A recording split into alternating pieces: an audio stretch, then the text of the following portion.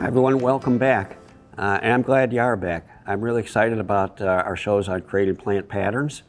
I think we did a good beginning last year, or last show I mean, and we did begin it last year with one. So we're going to start right into it now. I'd like to ask you to subscribe if you haven't subscribed. It's always helpful to get some new people on board. And also go to the link below. My favorite books are linked below in description.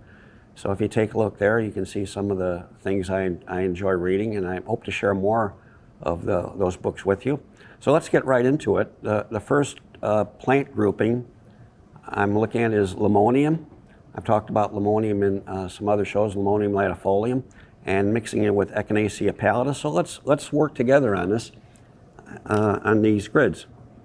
I'm going to do an area that's 4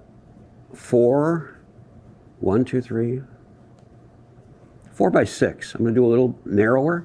1, 2, 3, 4, 5, 6. So this is just how you start at home. I got my tea here. If you could have your favorite drink, a glass of wine, have some good chocolate chip cookies with you. And I'm going to put, oops, I was getting carried away with Limonium. I'm writing Limonium down, latifolium. And I'm going to put that as a circle. And then using Echinacea pallida. And as I'm writing this, I want to share something with you about common names and the Latin names. I'll do that in a moment after we go through this grid. So Limonium latifolium, as I've described it to you, and I think many of you know that, has a low mounding growth habit when it blooms. So when you look up the growth habit of that, it has a low mounding growth habit. It reaches probably 30 inches in bloom, but the foliage is very low to the ground, collecting, and has a tremendous resource for collecting light because the leaves are so big, but the foliage is low to the ground. So I'm putting the Limonium on probably 18-inch centers, but here I'm tightening it up and putting it on 12 to 15-inch center. I'll put another one here, and another one here maybe on 12 to 15-inch centers. And I'm going to drift the Echinacea through the center. Now the Echinacea pallida has the contrasting growth habit. It's vertical, very vertical. So I'm going to have vertical drifting through the mounding as we go through here. And I already realized I've made a mistake. I'm using my felt-tipped pen, which I don't like doing because I can't erase it when I screw up. So I'll put it right through here. And I'm putting the Echinaceas on 12-inch centers. I want them tightly grown together. I want them in a dense relationship. Their foliage is very narrow, and they can accept sunlight getting through the plants because the sun gets through the narrow foliage to keep them strong and energetic. So let's do another area with the same plants. Let's make it 3 by 3. We'll reduce this in half.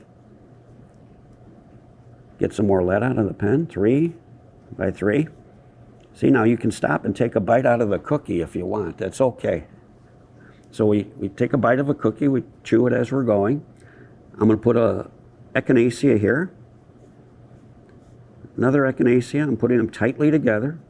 I'll put a Limonium here, and another Limonium here, and an Echinacea here, and another one in the corner here. Again, they're very narrow growth habit, tightly together. You can put them on 12-inch centers. They're going to bunch together. And then the Limonium, as you can see in the picture, the mounding habit will take up more space, and the Echinaceas will grow right through them.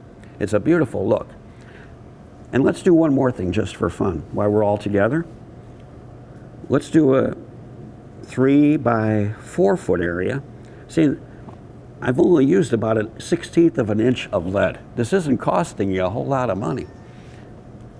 But yet the learning experience is too good. And it's that phrase I've fallen in love with, learning to live out of the life of ordinary. Why I'm doing this, I'm so far out of the life of ordinary that I'm having the best time ever. And I'd like to share that experience with you. It's just so much fun to garden on pieces of paper and keep learning about growth rate, growth habit. So let's look at something very exciting. We put the Limonium here. We'll put another Limonium here. We'll dense it up. We'll put an Echinacea here, Echinacea here, Echinacea here. And you know what? I think this X here and another Limonium here. And I'm going to put an X here and an X here.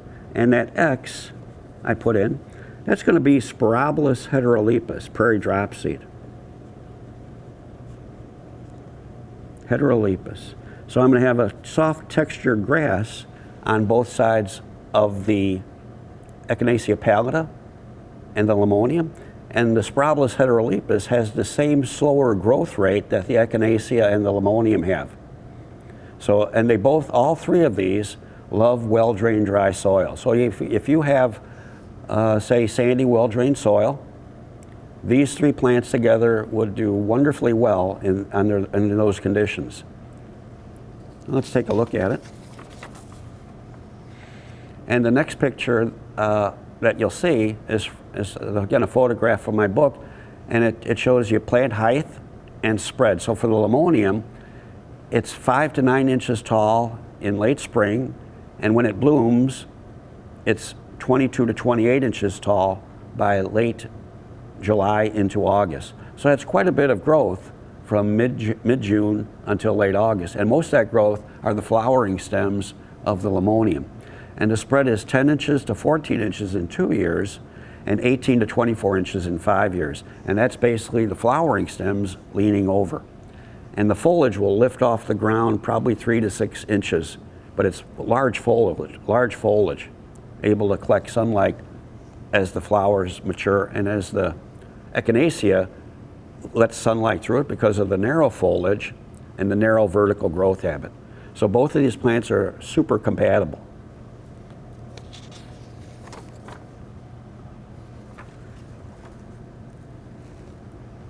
And let's go to the next grouping.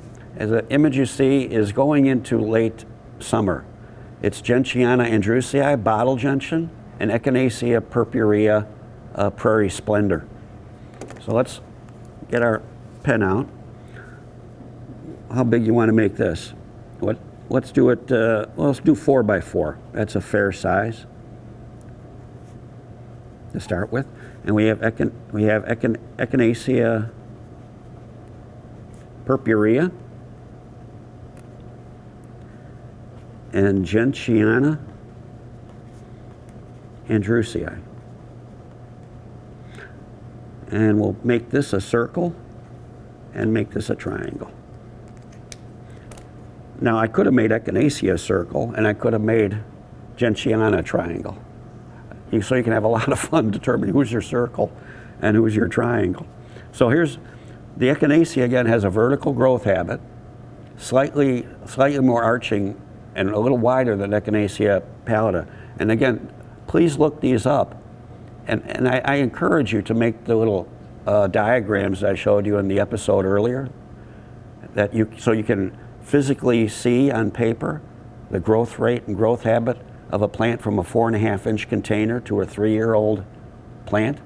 And again, that will give you such encouragement of coming to know plants when you see how a plant goes from youth to maturity. So we'll start with, let's start with Echinacea. Put one here, and here. And I'm leaving room for the gentian. Now the gentian, as you'll notice when you read about it, has a looser growth habit. So it loves leaning. It's always supported by the company of, when you see it in prairie, supported by the company of grasses. So it leans gently into the grasses and has the beautiful bottle blue thumb-like flowers in mid-August into September. So I want the gentian to lean into the Echinacea.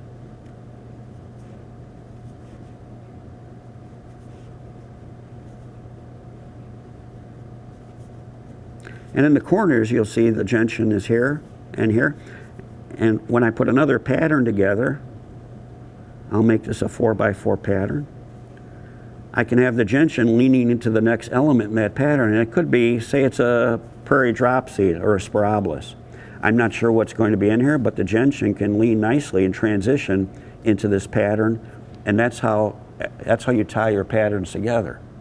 And you do that simply by taking one pattern you have, looking at the other patterns you've created, and you could cut them out.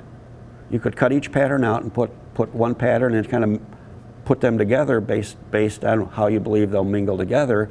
And you're doing that with sound judgment and a good awareness of how they'll tie together through growth rate and growth habit. It starts to become too much fun.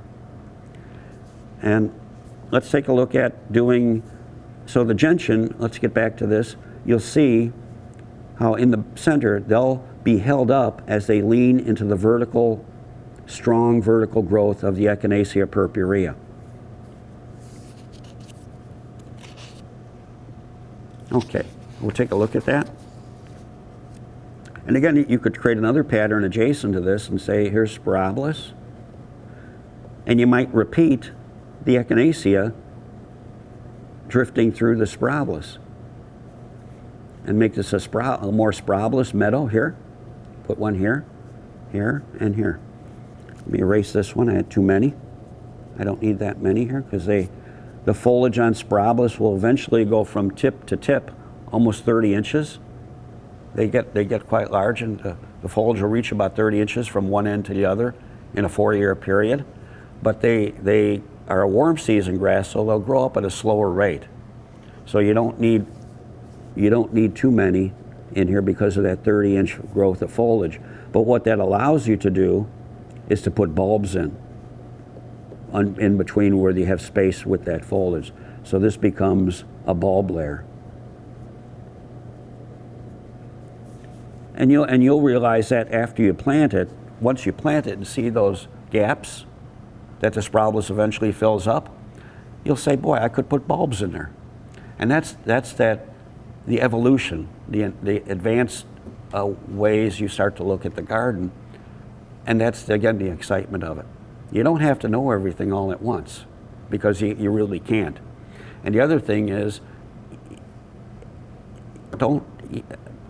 take your time. Take your time because this is something you want to enjoy. And if some of your plants are a little too close, you might dig and relocate them. But it's getting the good start. It's all about the good start. And once you get the good start, even if you have to move a few plants around, you can continuously enhance the planting. And that's the gardening part. But the key is you're doing things because you want to, not because you have to.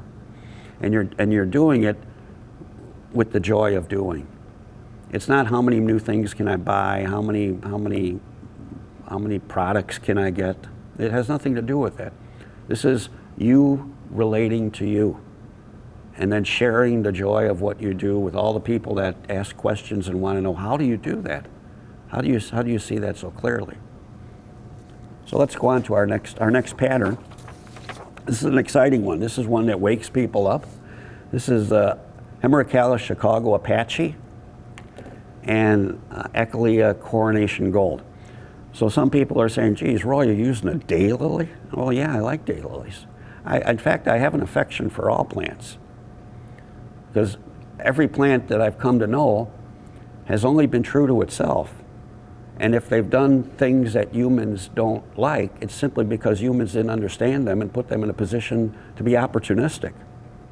So daylilies are very special plants. It's just that they've become the default landscape in the last 40 years. If we didn't know what to do, put in 50 daylilies here, put in 20 daylilies there. At Chicago's O'Hare Airport, when Stella d'Oro came out in the late 80s, they planted almost 20,000 Hemorrhoid Stella d'Oro at O'Hare Airport. But they never really considered how much time it would take to deadhead them so they would rebloom. See, that's what it gets into understanding the plant. It's a reblooming plant, but no one ever considered that you have to actually deadhead them to get them to rebloom in a strong way. So how much time does it take to deadhead 20,000 Hemorrhoid? It takes a lot of time. So these are the questions not only that we need to keep asking and understanding about plants. When we create these relationships, they also relate to time and money. And a lot of people, that has a lot of meaning and purpose to people. So let's get back to Hemorrhoid Chicago Apache. I'm excited about this. We'll make a bed that's 1, 2, 3. Let's make it 6 feet wide and 3 feet. 3 feet by 6 feet. 3 by 6. And we'll have Hemorrhoid Callus, Chicago Apache. And while I like Chicago Apache because it blooms late and it's brilliant red, just brilliant red. We'll make that a circle. And our triangle is going to be Echinacea, Coronation Gold. I found Coronation Gold to be one of the most durable of the yarrows. It still can have a short life, especially in moist soil. So if it's in heavy clay or moist soil, the plant is short-lived. But if you have modest drainage and you water based on need, not based on a timer somebody put in for you that is set to go off every 3 to 4 days for 20 minutes, but water based on need, the plant can do very well for a fairly long period of time. So in this 6 by 3 foot area, I'll start with Hemorrhoid Callus, and both of these plants have very nice foliage, textural foliage. And we'll put another Hemorrhoid Callus in the middle, and I'll put another one in the corner, and one here. And I'm going to accent the outer areas with the yarrow, Echinacea. That'll be the soft fern-like foliage, silver foliage, and the dark green foliage of the vertical, narrow foliage of the Hemorrhoid Callus. So I'll have red, as you see it almost in that picture. You have the red mixed with the golden yellow of the daylily. And let's do one more here. Let's do 3 by 3. We'll do a simple 3 by 3, smaller area. I'm going to get my pencil. So we'll start with Hemorrhoid Callus, and I start because I like the vertical strong foliage of the daylily. And I'll put a yarrow, daylily, and yarrow. So I'm actually strong on, I'm going to move this one because it's a little close.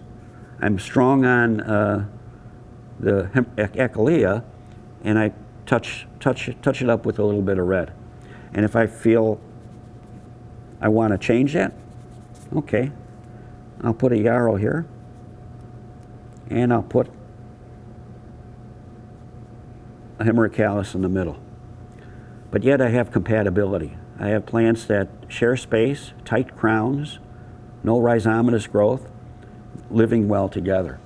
So it gets back to the most important characteristic is plants living well together. I'll turn this around and we'll take a look at that.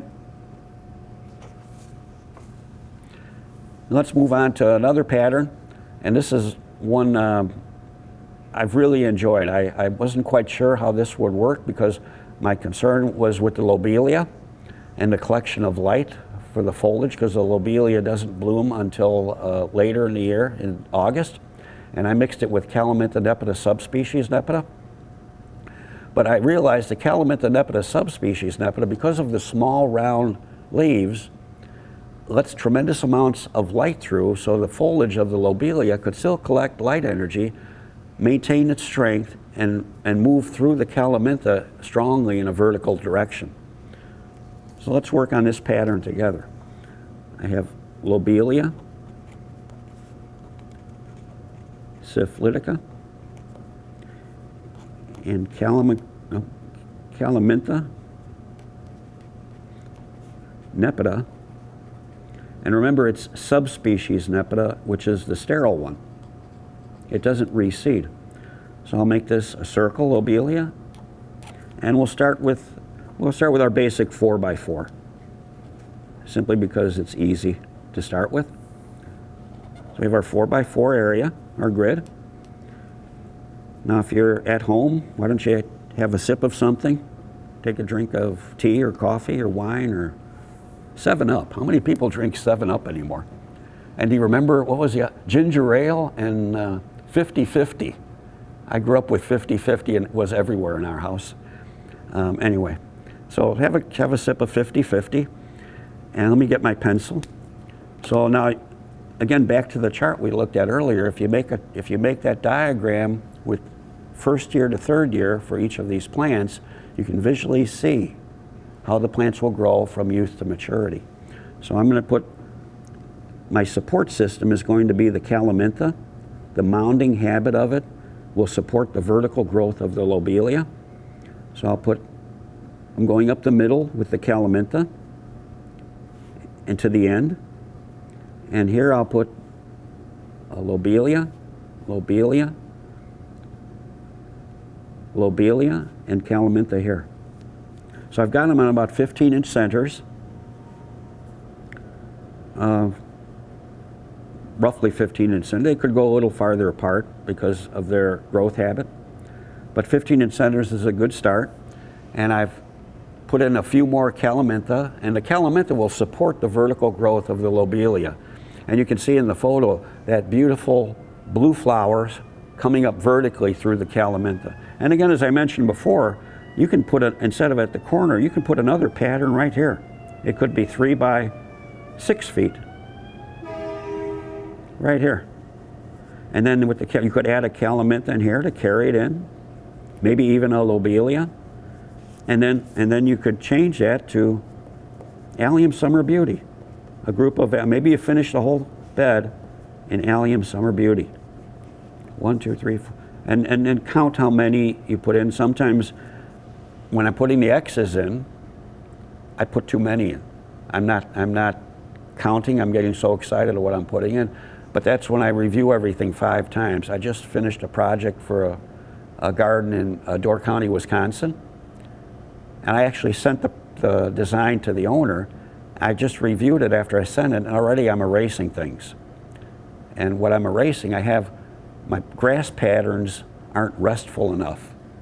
I had too many patterns interrupting the grass patterns, and I saw that I didn't have enough restful areas using grasses as a restful moment.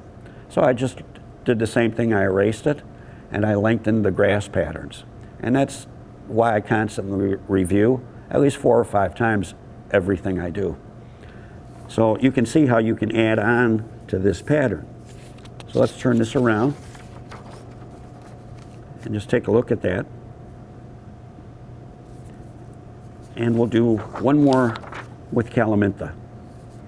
And as you can see in the picture, it's more of a blocky planting. It's Calaminta, Echinacea, and Allium Summer Beauty. So let's take a look at doing that. We'll probably go with a 4 by 4, maybe do a 4 by 5 area.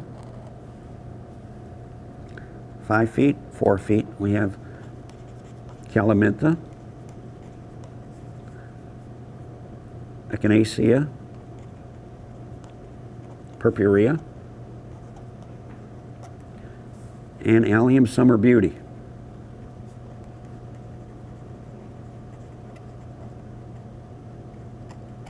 And I have a circle and a star. And we're doing simple patterns, but you can see I probably with this show and the last show, I don't know how many I've done. I've probably done 10 or 12 patterns. I could stop there and take those patterns and start to mingle them together. I could probably do 1,000 to 2,000 square foot garden simply with the pattern, those 12 patterns. And then add groups of grasses. I mentioned the restful moment. I could take Spirabolus, Heterolepis, Prairie Dropseed, Cecularia, or some other short bunch grasses, some Molinias, and put those in as restful moments between the patterns. So give that a try when you're using your grid paper. Space your patterns out and put in some rest stops, some rest stops of grasses. And then you can fill those grasses with bulbs, summer flowering bulbs, and we'll get into some of the summer flowering bulbs in our next creating patterns episode. So let's finish today with this Calaminta. So I have, to mimic the picture, we'll have Calaminta in the corner. Again, I made it too big. I erase it. Calaminta, Calaminta, Calaminta, Calaminta. And then we'll have Allium Summer Beauty here. As a group, and then we'll finish it off with Echinacea. And that's it. And that kind of mimics the picture. And then if I wanted, I could take out one of the Calamintas. I can move Allium Summer Beauty here and maybe take these out. And I can put Summer Beauty on 12-inch centers. They'll bind together quickly. And then I can put another Echinacea here. And then again, you can take other patterns and you can tie them together, overlapping 3-foot. You could put one on the corner this way. Let's do one more with this combination. We'll go 1, 2, we'll go 5 feet by 5 feet. We'll be bold. 1, 2, 3, 4, 5. So I'll start Calaminta, Calaminta, Calaminta. Those are the mounding support system, Calaminta. Echinacea, Echinacea. I'm going to put the Echinaceas tight again because they have narrow growth habit, and they can tighten up to each other and collect light moving upward. Echinacea, and then I can surround that with Allium Summer Beauty.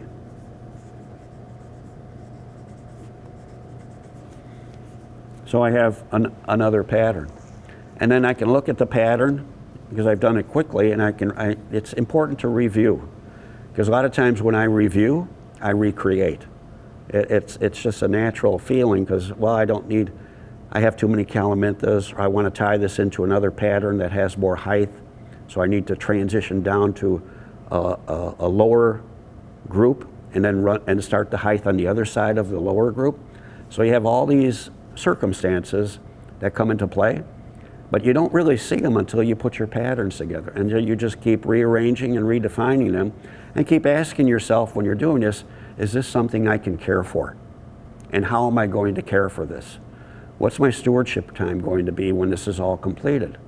What's the hours per year to maintain the square footage that you're creating? So thanks again, everybody. We'll get together with another episode of creating plant patterns. And if you have questions, please let me know. And please subscribe again if you have some time. See you later. Thank you.